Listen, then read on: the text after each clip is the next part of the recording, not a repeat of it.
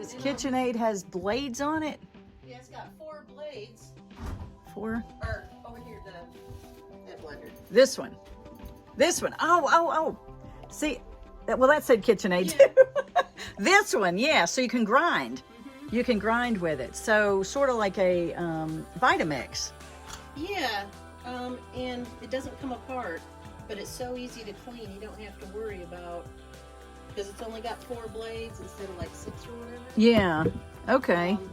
It cleans everything out of there really easy. Right, so that's how you grind your flour. So I will have to check 'cause that here's out. a- I have here's a whole almonds. bag of Yes. almonds, and I think, yeah, well, It's probably cheaper than buying the almond flour. It is. Already ground. it is. And then I just go to these discount stores, and I've bought hazelnuts. You mean like UGO, United Grocery in Fort Payne or places like that? Yeah, and like G&A and Albertville. Yeah. They carry a lot of that stuff. And Do you find them organic, or are they just sometimes not? yeah. Depending. And so I've been able to, I found, Charlotte gifted me this cool book that's sugar and gluten-free. Yeah. baking. Cool. And I've made everything, I've tried all kinds of different recipes, and super good. Oh, wow. And, but they use all kinds of different flours. Yeah. I mean, And all you can kinds grind different some of your flours. own. Yep. So I've just been grinding whatever I can find. Quail eggs. Where'd you get them? The egg guy that comes to Madison Market, Okay. he's at the same pickup I am on Saturday mornings. So these are his quails? These are his quail eggs. He's got Wow. like 300 of them.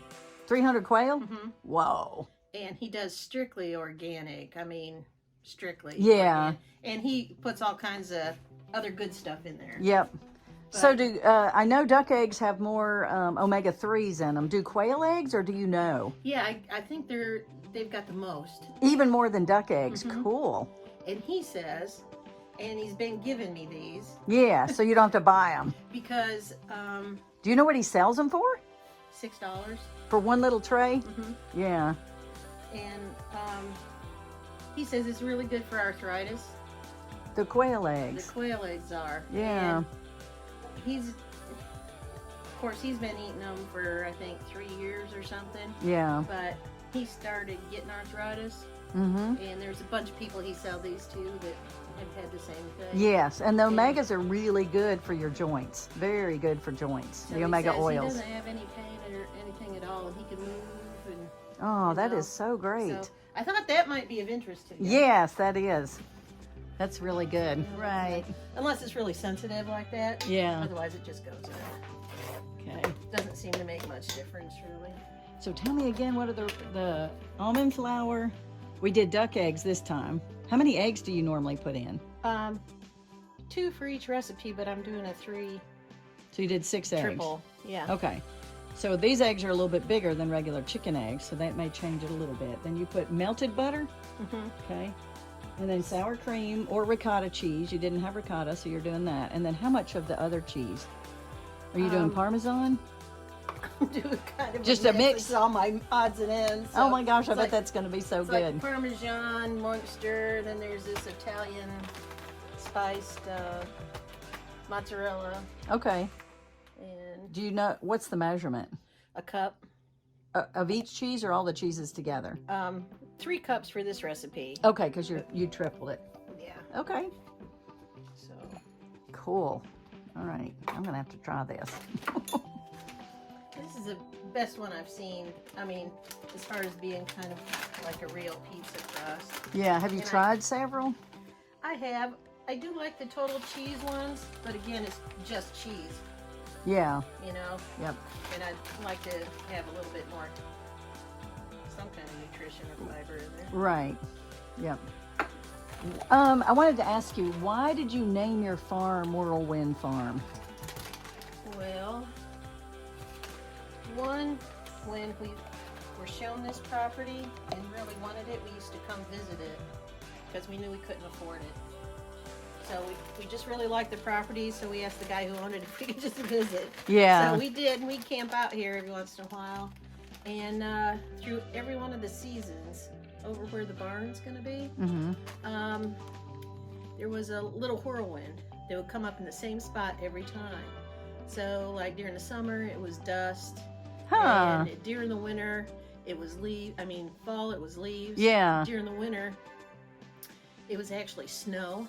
Interesting. Or I should say in the fall, it was the seed heads off the grass. They looked like little trees, but they were all standing straight up doing this number. Wow. I wonder, had you ever seen that before? No. Does it still do it? For some reason, right there is... It's just the way the lay of the land and the way the wind blows, and it still does it. Yeah. Oh my gosh, how cool. So, and then to top that off, when we bought the property, we bought it in January, April, we had those tornadoes in Albertville. Yes. And so we were renting, so the landlord bulldozed our house, so we had to come out here in a tent. Yes. So, and then the following year, we got hit with tornadoes here, which shoved. I remember. One of our hoop houses into our greenhouse. Yep. What's interesting is we had our tent down there. Yes. And I remember. We just put up greenhouse hoops and covered it with tarps. So I had an outdoor kitchen, and it was like a little tunnel going to our tent. We just set up a tent down there. Yeah. Well, when the tornadoes came, it destroyed everything except it laid those tarps over our whole tent. And so it protected everything. Oh, The wow. computer, because we had electric running down there, for the computer. And Oh my all that gosh. stuff was safe, dry, everything. Wow. Everything else was gone, all the canned goods. Yep. But anywho, Well, I don't want to stop progress So- on your... we were going to call it Rustling Dove's Farm. Yeah. And so after all that, we decided if you can't beat them, join them. We're not It's a gonna whirlwind. Fight you on it. Yep. Yeah, so now we're Whirlwind Farm. That's a cool name. Plus That's a really, neat story, too. Plus our story is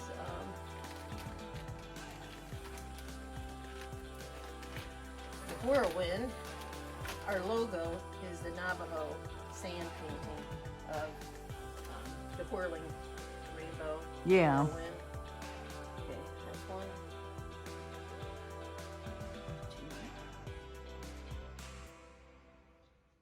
And you had some Parmesan.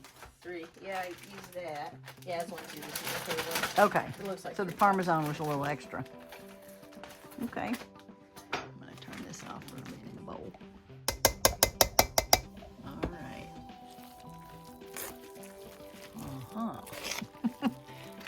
So how many seeds do you have that are dead seeds?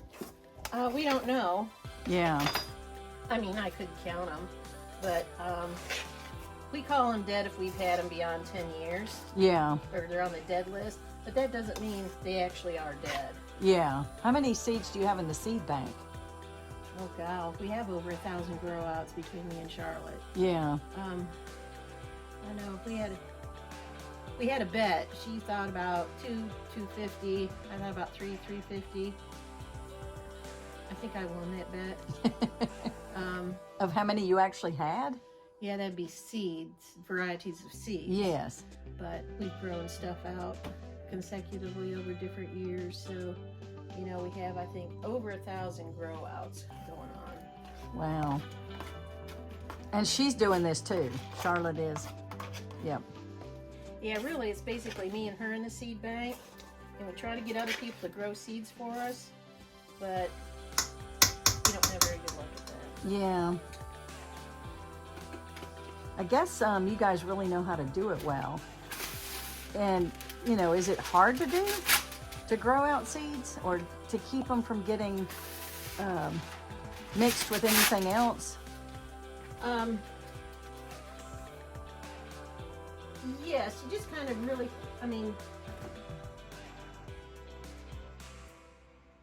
just because you're a good gardener doesn't mean you're going to be a good seed saver. Yeah. Because you have to be really observant. You have to catch everything when it really needs to be harvested. You can't wait a week or another day or whatever. Yeah. So you really got to be diligent and observant, because some of these things we're trying to adapt for climate change. So we're really wanting to grow them out faster. Yeah. To keep them adapted instead of waiting 10 years. Yeah. But anyway, we are where we're at. But So that would mean it would be better if you grew all 1,000 seeds or 350 varieties or whatever you have every year. Yeah, you know, or but not you know, necessarily. half of them every other year or Yeah, something. not necessarily, I mean, it but wouldn't- you know, it's not changing that fast. yeah. Okay. A little too wet. I'm gonna have Just push it. I'm gonna just video you putting it in the pan. So when you roll it out, what do you roll it with? I usually just pat it with my hand. I usually do it between two Yeah. pieces of parchment and just pat it, and then just. Oh, so you're making like individual. Yeah, pizzas. Okay. So you're not putting that whole thing in the whole pan, like making No. one giant one. Well, I guess that'd probably be the better thing to do. Well, I mean, it doesn't matter. You Yeah. know. That way you can. Well, me and Russell just have a difference in toppings. Well, that's true. Yep. Instead of. So you make, so they're pretty thick. Do they thin out or do they like? Nope. So that's like a thick crust pizza. Oh, how cool. I cannot wait to eat this. It's really good. I actually make this for garlic bread. Oh, wow. That's a You good know, idea. it- Tim begs me for garlic bread all the time. Yeah, and it's great. I mean, because it's real garlic bread. Yeah. I don't have any more almond flour. I had to throw all my almond flour away and my coconut flour. We had to redo our cool room because we had a mouse invasion. And my cats, I have 6 cats, but they couldn't get to the mice that would go up under the cool room. And then the mice would eat holes into the cool room. And so they had nibbled on so many packages of food. And I just had, so I made a big, I put it like in a compost. Well, I kind of gave it to my chickens. So I added all the dry goods, including the almond flour and the coconut flour and everything, into the chicken feed. And then I've been fermenting the chicken feed. Or soaking it anyway. It hasn't been warm enough really to ferment it much. I think last week I finally I could smell a little bit of ferment, you know, when I was doing the chicken feed.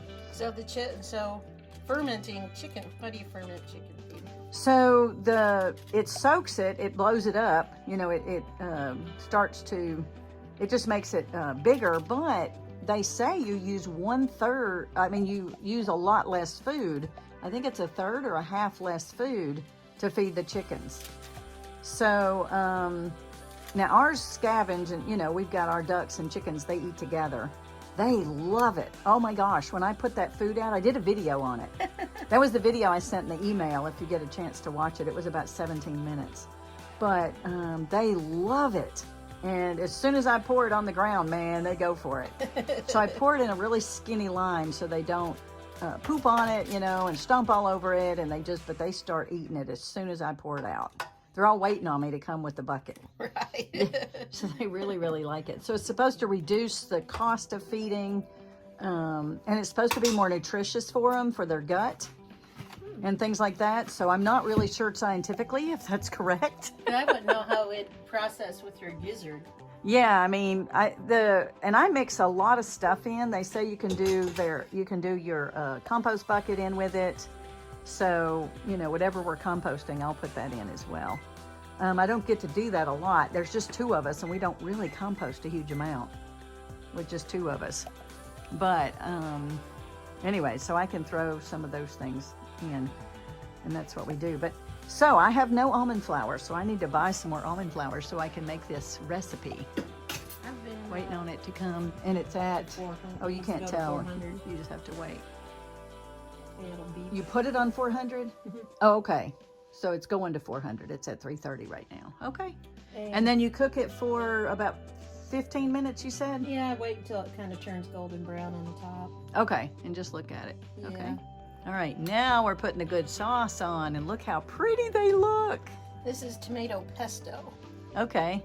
So that's what I use, either pesto or like this tomato pesto. Yes. I use it for pizza sauce. So the pesto has mushed up nuts in it, maybe, or Yeah, has other things besides just tomato sauce. yeah, pine nuts. It's Yes. got basil.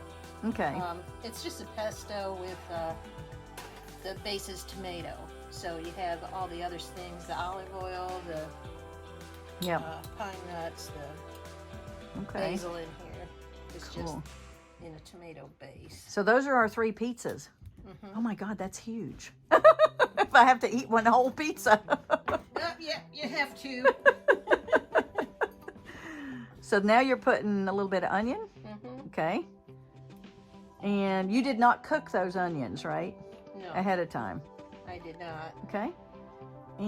But you said, did you tell me or no? I think Jennifer told me the other pizza crust. She said you have to cook your vegetables sometimes ahead of time to because the pizza crust cooks so fast. And it was the cheese and the egg only, not the one you've done. So, because if you'll get it, she said you'll overcook it. Because the onions will still be kind of crunchy. Which is good. I like them that way anyway. Yeah, me too. Yeah, and I think a lot of pizza, that's the way it is anyway. You know, your veggies aren't always just super soft, you know, and mush. Yeah, now for Russell, I have to cook everything. I grill it, I just fry it up a little bit just to make it soft, and then I put it on the pizza. Okay. So. Had you already done that? No. Okay. He's just not going to get onions today. Okay. Just to make it softer. Yeah, and that's because of his teeth issues. Is that correct? Yeah. Yeah, Tim has teeth issues too, so he's, we were talking about this very subject, about chewing and all that, so. And then you have spinach. Yeah, I didn't know this is black olives, but it's like It's almost a paste. I thought it was cut up black olives. Yeah, so you can put a little bit on. What? Yeah, she can put that because those are easy to chew.